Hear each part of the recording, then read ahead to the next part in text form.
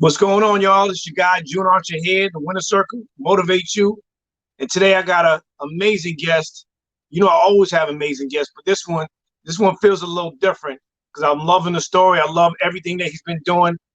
This young man went from doing his time in prison behind bars to now getting a bag. Please welcome to the show, Bun Bydaway. Bun, welcome to the show. What's up, big dog? What's happening? Man, I'm so happy to have you on the show. Glad to be. And I, I've been reading the story. And for those who aren't familiar with your story, just a quick snippet.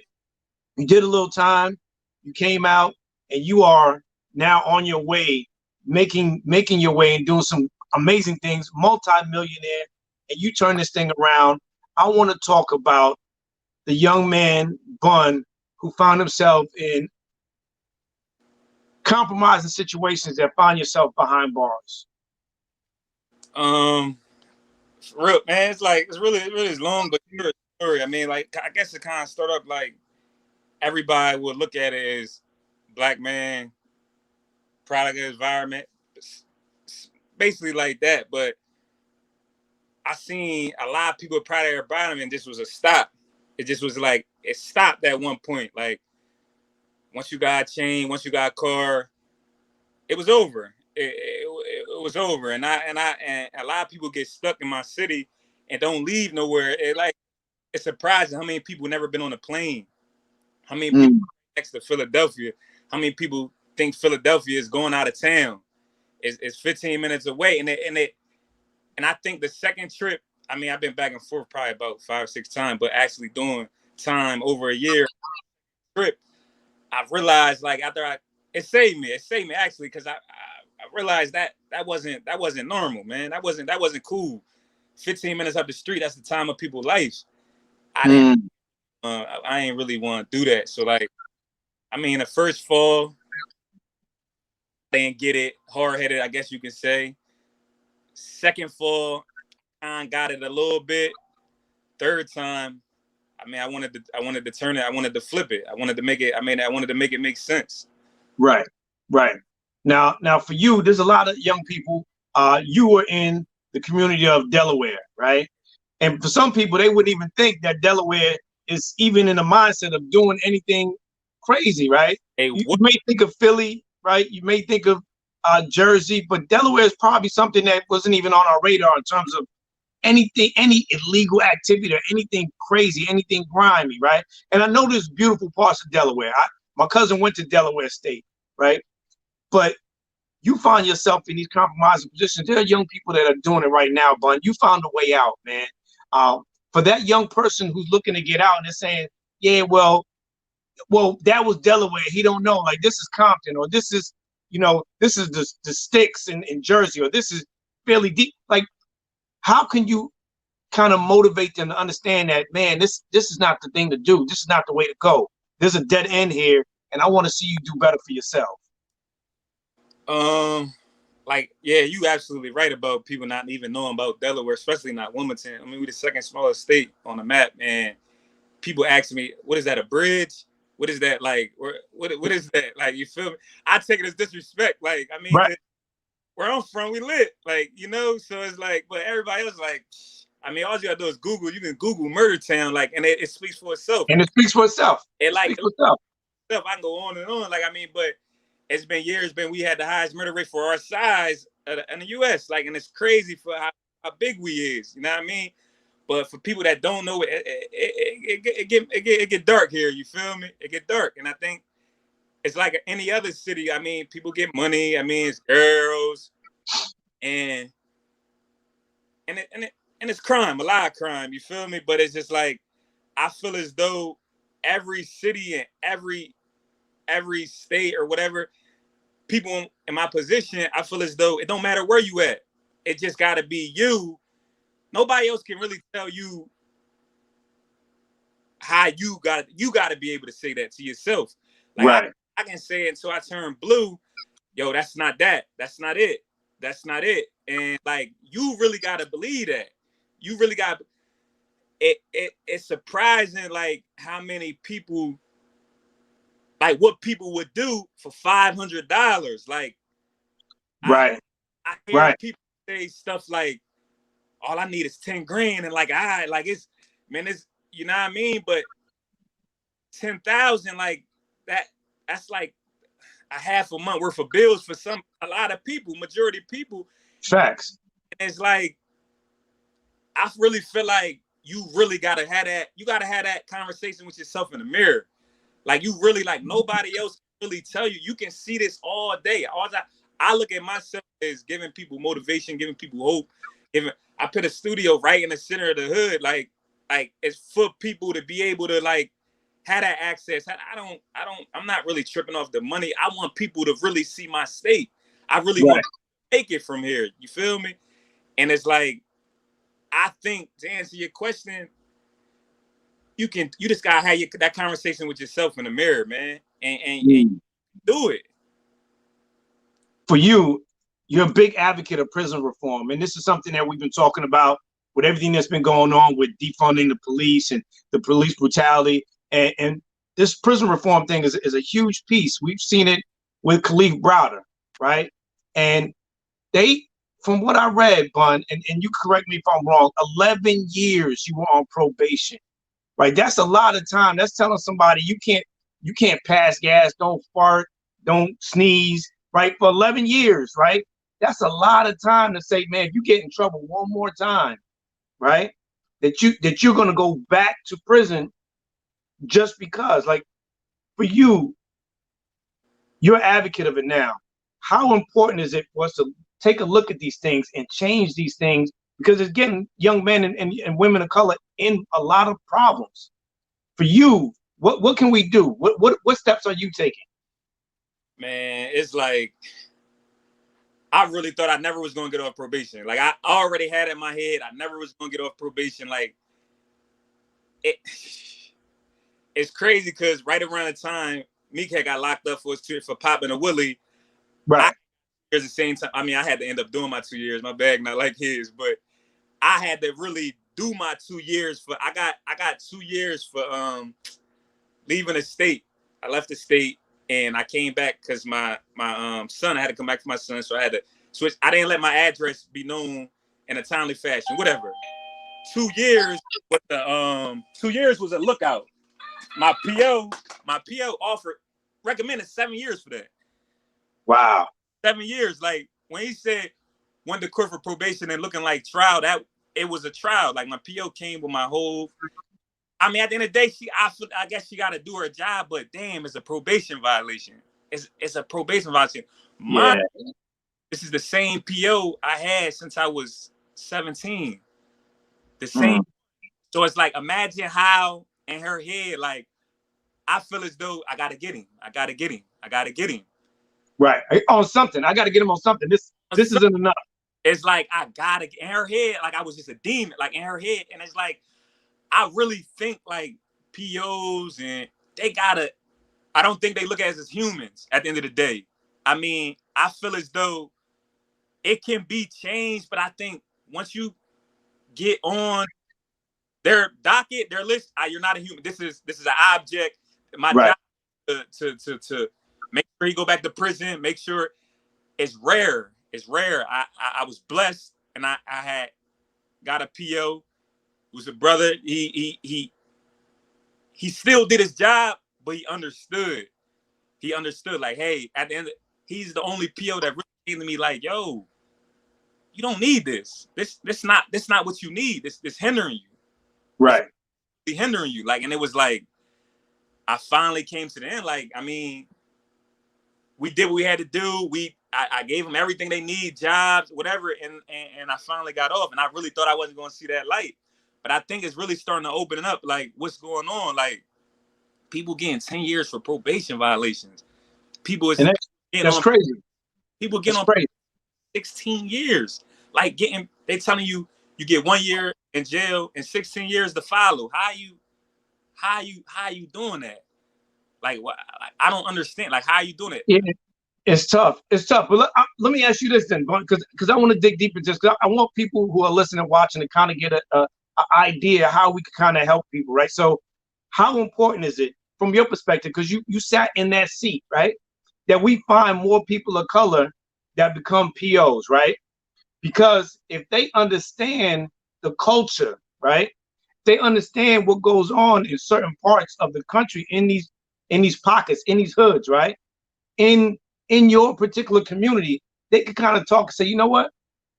I think that's a little too much, or that's not what he meant to do. And I get it because I've seen this happen before. How important is it for us to kind of motivate some of our young people to find themselves in those jobs so we can have a fairer person in that position to make better decisions? I think that's super, super important. Like, especially on probation, I think it should be a board. I think it shouldn't be one person that can just say, "Hey, you violating." I think I think exactly what you said. Like, all right, this is not fair. All right, this is. I got a boy who just got 5 years mandatory for driving without license, like for violation. That was a violation. That's not. He got a ticket for the driving without license and 5 years mandatory for driving.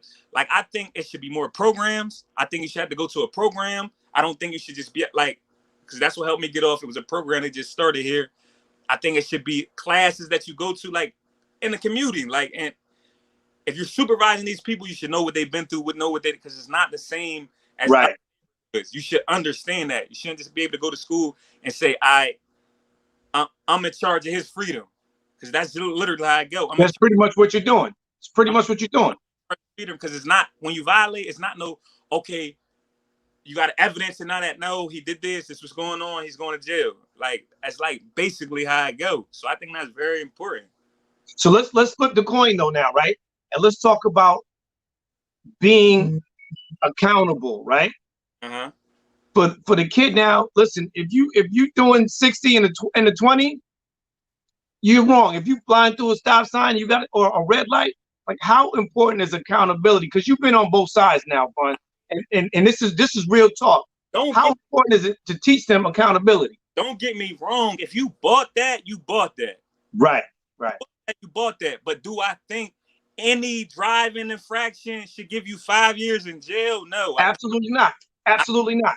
I think it should be a system that is stuck to. Because I remember a while ago, it was a 30, 60, 90, or a 6 month, 12 month, 18 month. I Okay. think guidelines should be followed. I don't think you should get time for a violation as the same time you would get if you get caught with a gun or you shoot somebody. Right. I know people that got less time for shooting people than a driving without a license, just because they on probation. Yeah, that piece has got to be taken apart, broken down, and repositioned to make it a little fair. During COVID, man, I see the BDW in the background. What have you been doing since this quarantine COVID situation has been going on in your community? I mean, COVID, like, it made my sales triple. I don't know about other people. I don't know. There's a lot of other stuff going on, but everybody want to record. Right. Everybody, people getting money from I don't know where. People's renting cars. People. I mean, as far as business is great. And I want to talk about, you have a luxury car rental business.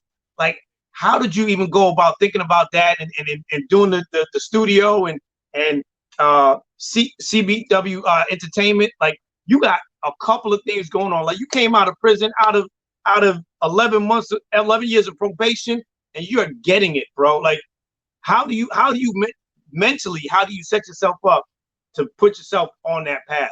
I mean, anybody tell you, like, I really don't sleep. Like, I still got energy from when I was sleeping in jail. Like, so I don't sleep. Like, I'm cool in 2 hours. I'm all right with that. Like, right. I gotta. I mean, I just gotta run it up. I gotta run it. It's never enough for me. Like, I mean, we don't have in my area. Like I said, in my area, it's not like a Miami. It's not like a LA. So I partner up with some guys and stuff like that. And I'm thinking, like, everybody got to go to Miami to go get a Lamborghini or McLaren or something to get on. I mean, we right here, so why add that here and cover these markets right here? And it's just, I mean, I look at it as just easy money. Studio around the area is a couple of studios, but I wanted I mean, quality. I ask around the youth, I ask around people like, yo, what's, they're like, man, it's hard. It's like quality. I mean, the stuff that's in here, the same stuff is in LA, the same stuff. You feel me? I'm heavy into real estate now. I was blessed enough to come up on a few properties where I almost over quadrupled. That's how, I mean, my funds really, really, really, you feel me, made it to a whole different figure, couple figures. Like, Right. it's like, I mean, I'm just, man. You're just getting it. You're just trying to get it. I'm just trying to get it. I'm really trying to get it. I didn't have the upper. I feel as though I'm still playing catch up. I got Right. time took that I can't get back. So I feel as though I'm still playing catch up. People say, "Hey, yo, you not playing catch up," because the people I'm around, people I put myself around, people different states and stuff. Like I told you, my state feel it, they haven't really been nowhere. Like people I go around and travel and stuff. I'm a peon. So until Right. I'm neck and neck there, then I'm keep going. And you keep referencing your area. How important is it for people to understand that your world is bigger than your 4 blocks? It's bigger than the radius of your state. That you need to go out and get a passport. I know we're in COVID right now. People aren't traveling as much, but how important Yeah, is it to get away, man, and kind of experience different things, different cultures, different states, different cities, different countries? it it, it's super important, man. It's crazy you said about the passport. I told like 4 different people this. Like they're not knowledgeable on it. So it's people that really think. It's people right now that think passports cost $1,000. It's people right now that think they can't get passports. Like it's people now that think they caught a charge 4 years ago. They can't get a passport. I got a passport on probation. I Mm, I really want, and like that's not a thing. But you're not knowledgeable on it, so I mean you can't really blame them for not knowing. But it's a real thing. Like I mean you gotta get away. You gotta. One of my boys just went to Vegas for the first time about 3 months ago. He packed up all his shit when he got back, and he there now. He moved. He like, man, that's what's going on. You know what I mean? It's right. important. I think it's definitely super important to like just brawn your mind, just brawn everything. And you just touched on something I want to rap about, man.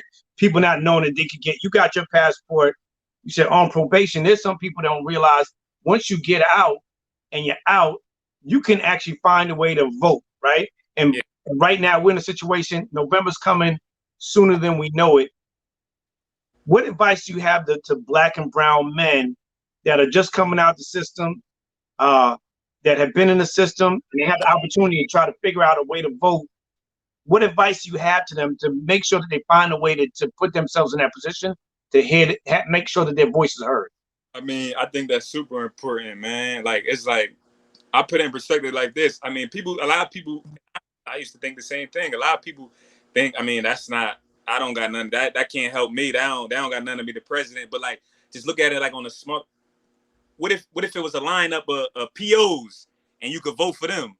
What if it was a lineup of judges? You can vote for them. Right. Fair, just from fair on a fair basis. Like they would do it in a heartbeat. I think that's it. I mean, it come down. It's like it come down, man.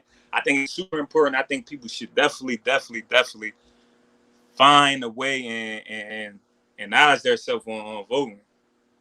I want to talk about the music piece a little bit. You and your business partner got an artist out. You got the studio going. How was that going for y'all, man? Where do y'all see this going in the long run?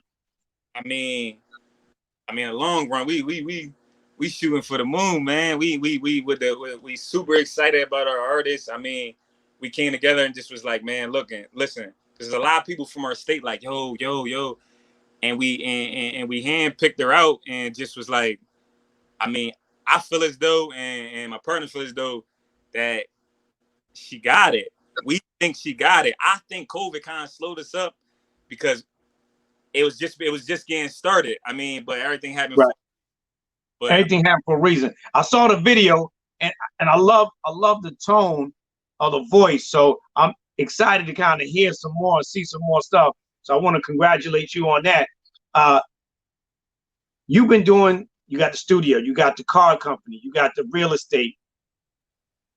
What is the best piece of advice you could give someone right now who they just got out, they're trying to find a way, they can't start it, they can't get a job because of their background?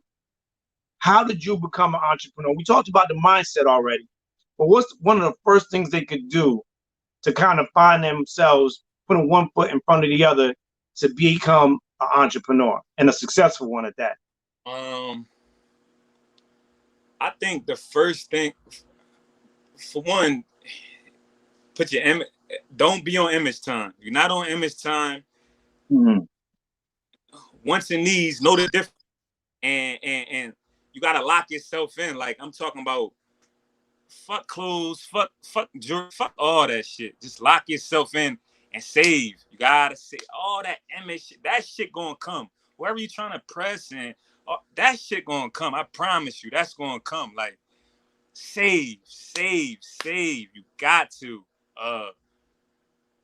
That's one of that's so important because I be seeing people like this and sidetrack, man. Stay focused and save, man. You just gotta save and just like again, it's look in the mirror and say like, yo, I want that and I'm gonna get that. Right. Who are some of your mentors or heroes that you look up to as you've been set off on this entrepreneurial journey? I got a couple. Like you talking about that I know, or just like both, tangible and intangible. I mean, my pop taught me a lot. I mean, he in a can right now, but he taught me a lot. My uncle Ron, I just seen. I mean, he always been businessman. Always just. He got clothing store. Hove, man. I mean, who don't? I mean, that's Hove. Yeah, you can't lose with that. I mean, that's automatic. That's Hove. Automatic. Yeah, that's it. Man, music is a soundtrack to our lives, Bun. We know that, man. And you're creating music where you are. What is the song that best represents your journey up to this point?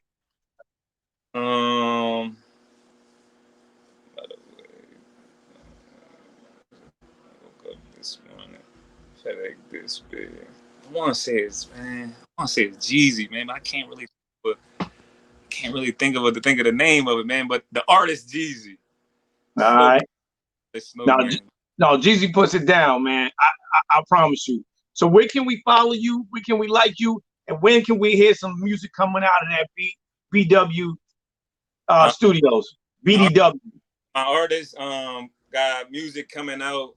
Follow her on the gram at Billy Bird. You can follow me at Bun_Bydaway_WAY on Instagram. Listen, y'all heard it here. It's super important to make sure you know your voting rights. Even if you've done some time, you came out, you heard Bun say it. We need people in positions to help people make the best foot forward happen when they get out. So whether it's prison reform, whether it's finding POs that look like us, black and brown, to understand our communities, it's important to vote. Bun, tell them how important it is, man. Super important, man. Get out there and do that. Listen, this is your guy, June Archer, my guest, Bun Bydaway. This is the Winner Circle and Motivate You. We thank y'all for tuning in, man, and checking us out. Make sure you vote this November, man. Tell somebody you love them and do a random act of kindness. You'll be surprised. It goes a long way, and you'll be blessed because of it. Bun, thank you so much, man, for your time and dropping some gems. I appreciate you. I appreciate you, Big Dog. Peace.